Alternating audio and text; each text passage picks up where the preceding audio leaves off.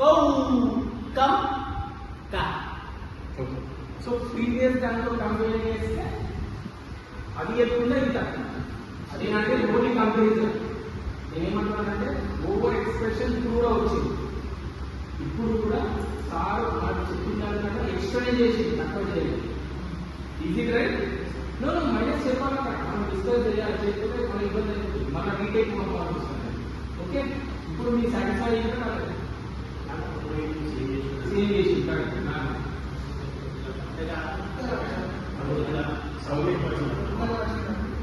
కొంచెం same feeling మనసులో నుంచి మాట్లాడండి. Sir you want go for another thing. Okay, మీరు రండి.